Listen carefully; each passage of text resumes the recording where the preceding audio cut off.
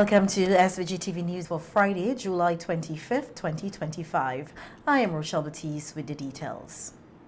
The shortage of aggregate material for road construction in the country should no longer pose a problem, as two quarries are now actively producing the much-needed resource. Speaking on radio on Wednesday, Deputy Prime Minister Montgomery Daniel announced that in addition to Braxa's operations, the Richmond Quarry project operated by Reno has begun full-scale aggregate production. As you are aware, I believe that Reno would have been given the approval to operate a quarry in the Chateaubriand area, and they would have started quite some time in terms of doing the preparative or preparatory work, and they are now at the stage where they have begun production.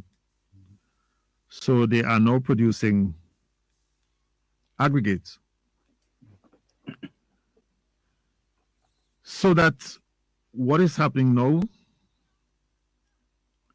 is that for this year, 2025, we would have seen now two companies in the production of aggregate here in St. Vincent and the Grenadines. According to Daniel, Braxa currently produces 70 tons of aggregate per hour. However, the Reno operation at the Richmond Quarry is even more advanced in its production capacity, a welcome boost to national infrastructure development. He noted that with both facilities now in full swing, the importation of aggregate is no longer likely to be necessary. Reno at Chateaubriand, they have put down a machine that are 3 times the operations of Braxa at Rawaka. Their equipment is quite large. And so they have just started operations. And I'm happy that we now have 2 companies that can now produce aggregates that can satisfy the demand of aggregate here in St. Vincent and the Grenadines to get a lot of these works to be done. From henceforth, we are now operating with 2 plants that will now give us the quantum of aggregates required for work here in St. Vincent and the Grenadines. Minister Daniel commended both operators for their efforts. The future of St. Vincent and the Grenadines lies in the hands of the nation's youth, according to Dr. Godwin Friday, leader of the opposition New Democratic Party, the NDP. He made a statement during a live Q&A discussion held this week, where he addressed a range of national issues and shared his vision for the country. Dr. Friday emphasized the importance of empowering young people and giving them hope through meaningful initiatives. He said the youth must be given opportunities that encourage innovation, leadership, and entrepreneurship. Young people are critical to the future of our country. You know, as we go forward, we have to give them hope. We have to give them a sense that this is their country to inherit, not that they are somehow fighting to find a place within St. Vincent and the Grenadines.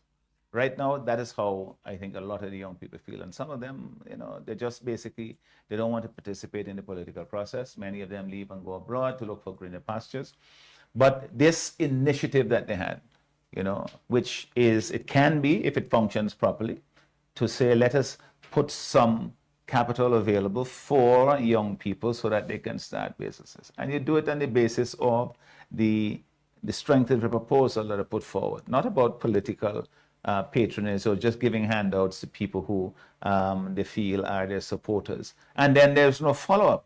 When you ask questions, even in Parliament, as to who are the persons who get grants and so forth, and how are they performing, what are their jobs, very vague responses, or they don't want to tell you people's names, they don't want to do this and so forth. The point is, it's public money. And the plan of it is to help people, to give them a leg up, at the same time create jobs, whether it's self-employed or 1 or 2 persons from each enterprise, so that they can help themselves, help the community, hopefully help the country overall. And we have no real assessment as to how this thing is functioning. So you have to ask yourself, how serious was it? And is it just, been a plan for the government to hand out money to its supporters? Dr. Friday also expressed a strong desire to see the country improve its performance by creating jobs and driving economic growth. He stressed the need to stimulate business activity as a way to reduce unemployment and increase national productivity. Really, people are working. What I want to see is a country that performs. You're in a job. I'm not going to ask you a question how you get your job. What I want to know is how you're doing and doing the job, performing for the people of the country. Nobody has anything to fear. I mean, Dr. Friday, the NDP administration, we're not interested in vendettas. We're not interested in taking away jobs from anybody. Our plan is to create jobs. So what we want to do is to grow the pie, make the private sector the engine of growth in the economy so that we can create more opportunities for people to invest, for people to expand businesses and to create jobs for everybody. So nobody has to worry about an NDP administration taking jobs from anybody. That is simply not going to happen. And anybody, whether it's one of my supporters or somebody else saying that you should do this and so forth, they'll have to get through me first. That's not going to happen.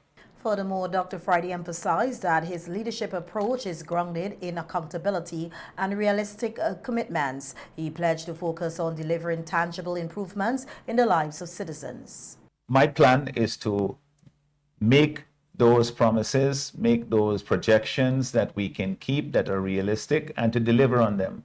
In government, the people of this country have been let down so much by the present administration. They talk big and they perform very little. And they have been taken for granted and they've been taken for a ride and they've made them feel that somehow they don't quite understand how difficult and how challenging this is and how much we have done for you and all this nonsense. At the end of the day, what people want to know, do I have bread on my table? Can I send my children to school? Can I fix my house if it's leaking? Can I pay my electricity bill? Who's looking after these things for people? I am going to focus on that. That is what's going to be different about an NDP government. First of all, we make reasonable promises that I know that we can keep and that we intend to keep, and we will deliver on them. Secondly, that we are going to be focusing on people, on the ordinary people. It's not about me and building a career for myself and all. I feel very comfortable in my own skin. What I want to do is to make life better for people. I've been given some, what little talents I've been given by God Almighty and the opportunities I've had to benefit from a good education, the family support I've had around me to help me to do things that, I would like to do. These are things that I want to use them to enrich life for everybody, not just for my personal benefit. The NDP leader reaffirmed his belief that with the right vision and commitments, St. Vincent and the Grenadines can build a brighter, more inclusive future for all. And Member of Parliament for South Central Windward, Soboto Caesar, has officially announced his intention to seek re-election as the Unity Labour Party, the ULP candidate for the constituency in the upcoming general elections. Speaking on the radio last evening, Caesar confirmed that he has written to the ULP General Secretary, formally expressing his intention to contest the South Central Windward seat. This comes ahead of the party's candidate selection process. Over the last 3 months, I started the process to prepare for my candidate selection. And it started with a letter that I wrote to the General Secretary of the Unity Labour Party, our party, my party, that I have the clear intention, it is my objective, it is my aim to participate as a candidate for the Unity Labour Party in the elections to be held in St. Vincent and the Grenadines in 2025. And from the day I sent the letter in, I started to put things in place, and a date is now set for the candidate selection process in the constituency of South Central Windward, and it is going to be on August the 10th. Caesar highlighted the extensive work already undertaken in the South Central Windward constituency in preparation for the upcoming elections. He noted that efforts have been ongoing to strengthen community engagement, improve infrastructure, and advance several development projects across the constituency. Over the next few days, we are going to ramp up a campaign in the constituency as I seek to continue my work, but with a special emphasis to mobilize my comrades to come out to the candidate selection process that will take place at the Diamond Government School on August the 10th. I want to take this opportunity to sincerely thank all the comrades, my family members, my friends, both at home and in the diaspora, who continue to encourage me. I can recall Caesar is set to face off against the New Democratic Party's candidate Israel Bruce. And the Unity Labour Party, the ULP, continues its candidate selection process this weekend, with East Kingstown set to host its election meeting tomorrow at French's House. Luke Brown, a former senator and former minister of health, is once again seeking the party's nomination. Brown has been the ULP's candidate for East Kingstown for 3 consecutive election cycles. In a post on his official Facebook page today, he expressed optimism about the party's prospects in the 2025 general elections. Speaking on radio earlier this week, Brown said he has remained actively engaged in the East Kingstown constituency over the past 5 years, despite not holding office. He said this continued presence on the ground has positioned him well for another run. What I want you to be ready for, first and foremost of all, is to rally with East Kingstown. This has been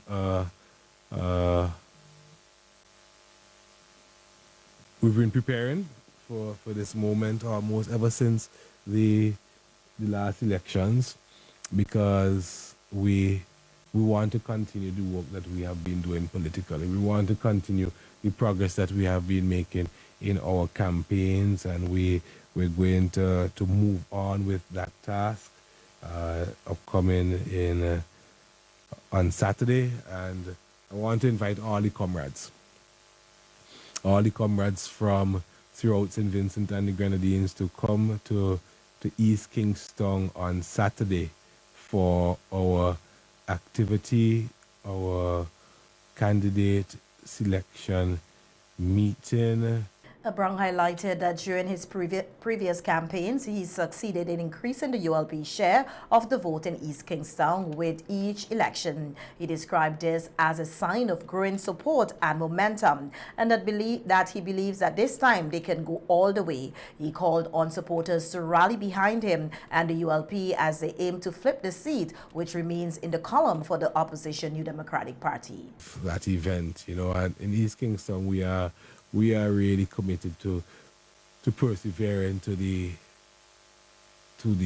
goal of bringing that seat back home to Labour.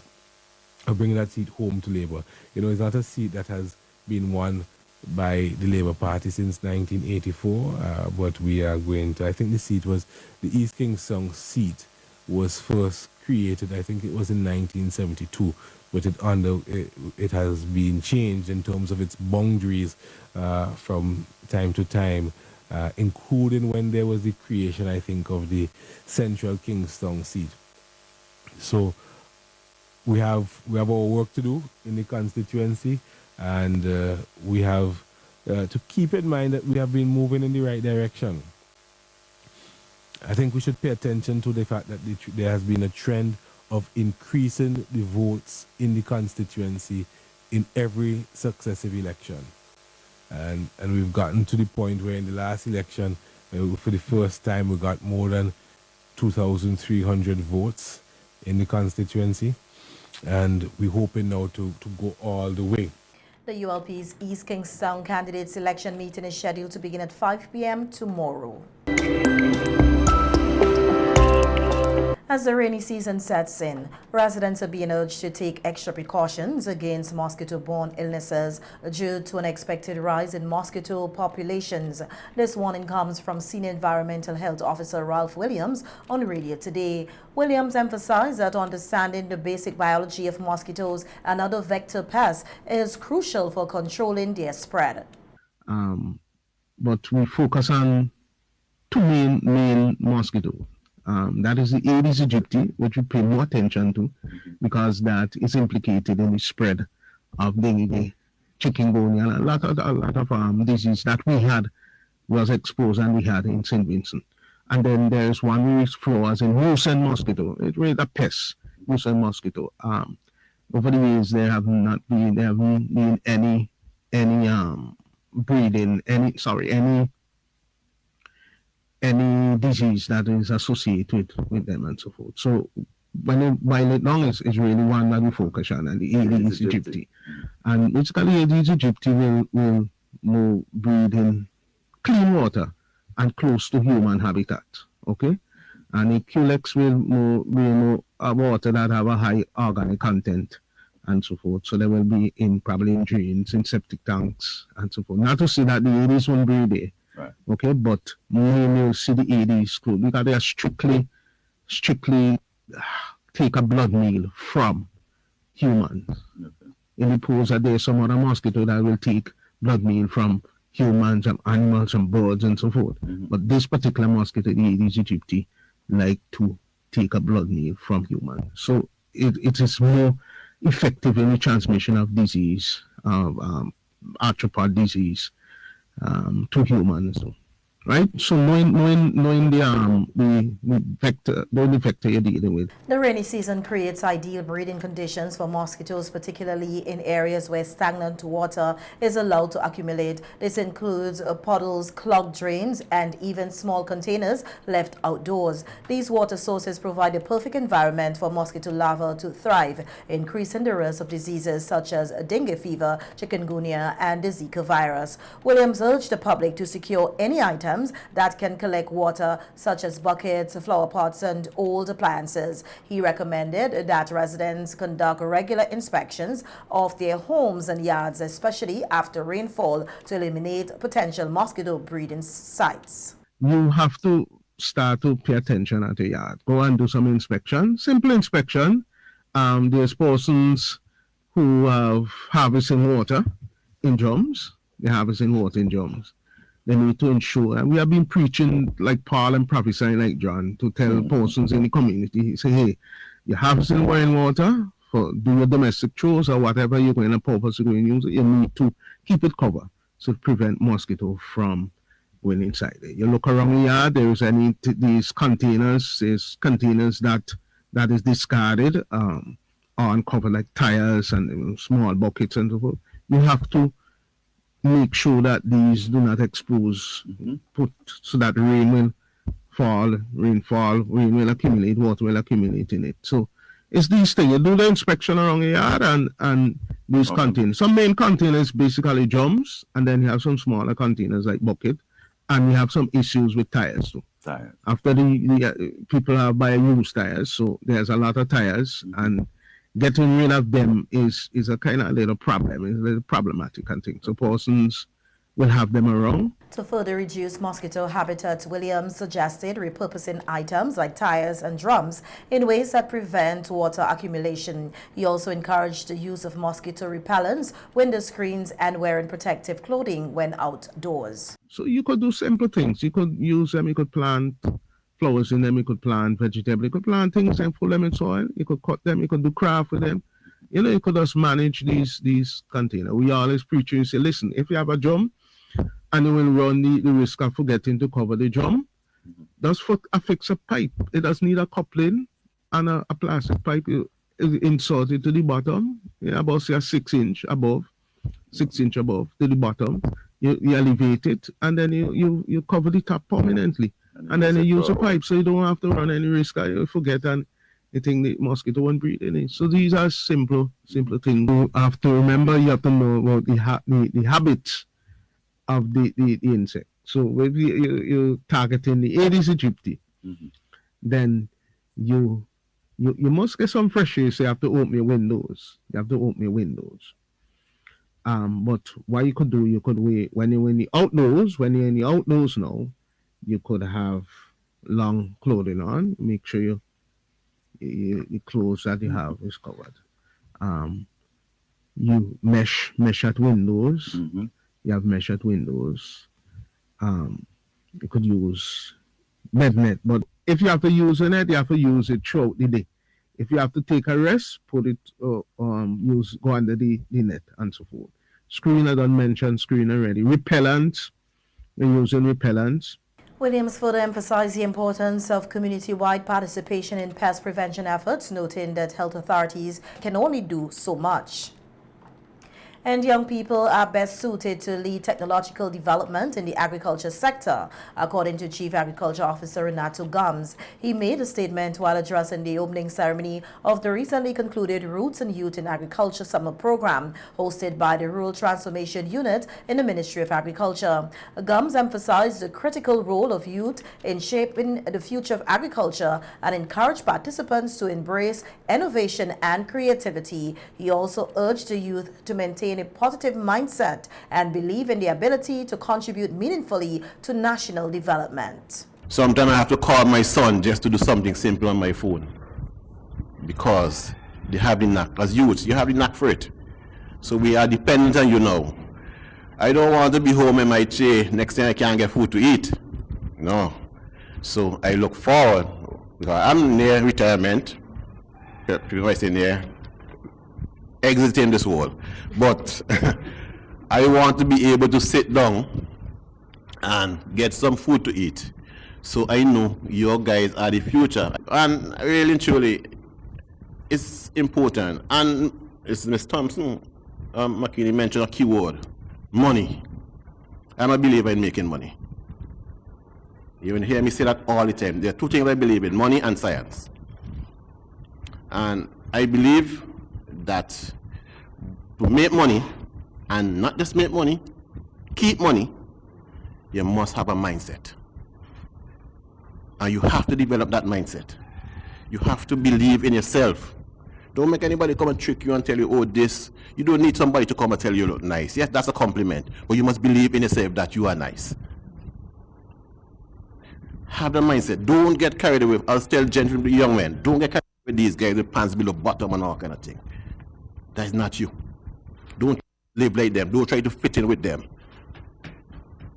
You are powerful entities. You have to believe in yourself.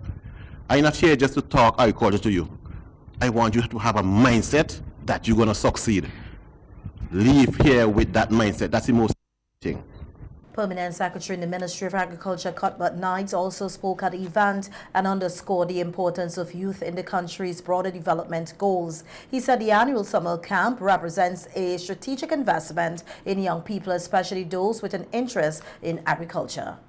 It is a very bold signal and a very bold step that we are taking in investing in you.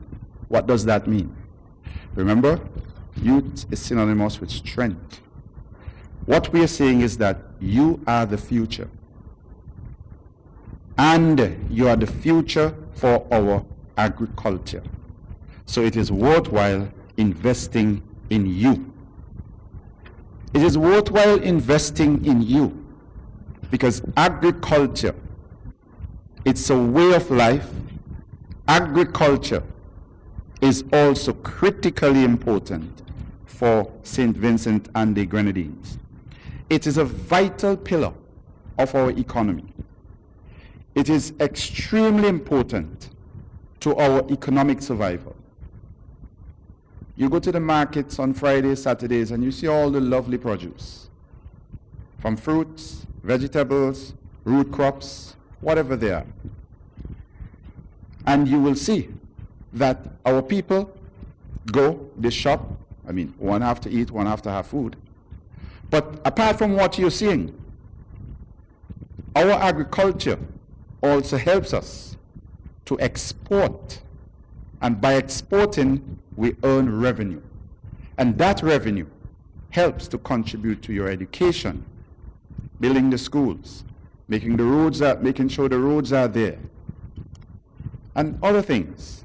So the investment in you is very strategic, but it's very critical and it's very important. At the closing ceremony for the summer camp, certificates of participation, trophies and gifts were presented to the students who took part in the week-long event. The program celebrated their involvement and recognized their enthusiasm for agriculture and environmental stewardship. The Rural Transformation Unit under the Ministry of Agriculture continues to play a key role in engaging youth and promoting sustainable agriculture as part of efforts to strengthen national agri-food system and build resilience to climate change. St. Vincent and the Grenadines will join the rest of the world tomorrow, Saturday, July 26, 2025, in observing the International Day for the Conservation of the Mangrove Ecosystem established by UNESCO in 2015. The day aims to raise awareness of the vital role mangroves play in coastal ecosystems and to promote their sustainable conservation. Locally, efforts to protect and restore mangroves have already begun. In May, Eco Alliance SVG, in collaboration with several environmental groups, planted white mangroves at Brighton Beach. The growth and development of these mangroves continue to be closely monitored as part of an ongoing conservation initiative. President of Eco Alliance SVG, Joshua Gooden, emphasized the significance of such projects in building environmental awareness and community engagement. In Brighton, we monitor for a lot more than just coral. We mainly focus on plants that we find in the mangrove forest as well as associated bird species. We just did some red mangrove restoration. We planted out 26 red mangrove propagules. We had a total of 7 depressions, which are basically these concave holes that we made. And we planted 3 mangroves per hole. This way, it increases the chance of survival, sharing nutrients, etc. We also incorporated sargassum into our restoration design. Sargassum, when breaking down, will provide nutrients.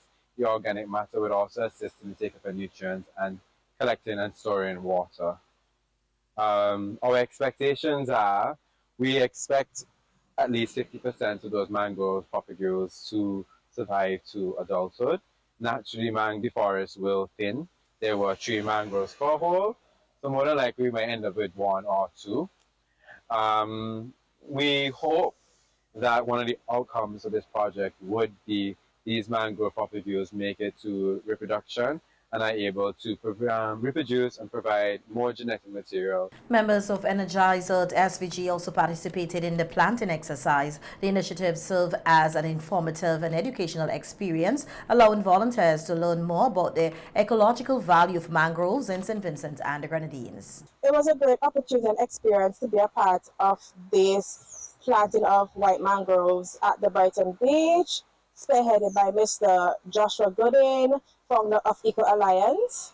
And I'm very thrilled and I was excited because it's something I'm passionate about, because I believe that we were placed here to take care of Mother Earth, and in order to do that we have to do sustainable practices, restoration, conservation.